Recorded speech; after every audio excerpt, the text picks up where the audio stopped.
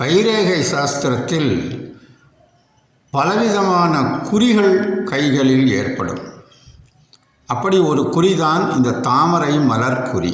இது போன்ற தாமரை மொட்டு போன்ற அடையாளம் இந்த ரேகையில், அதாவது மோதிர விரலின் அடியில் ஆண்களுக்கோ பெண்களுக்கோ ஏற்பட்டால், இந்த குறி இருப்பவர்களுக்கு அவர்களுடைய ஜாதக ரீதியாக சூரிய திசை நடக்கின்ற பொழுது அந்த சூரியன் சுபராக இருந்தால் அந்த திசையில் அவர்களுக்கு லக்ஷ்மி கடாட்சமும் பெரும் பொருள் வசதியும் பண வசதியும் நிறைந்த வீரமும் உயர்ந்த பதவியும் வாழ்க்கையில் மிக மிக இன்பமாகவும் சுகமாகவும் வாழ்ந்திருப்பார் என்று இந்த தாமரை மலர் குறியை அமைந்திருப்பவருக்கு சொல்லலாம்.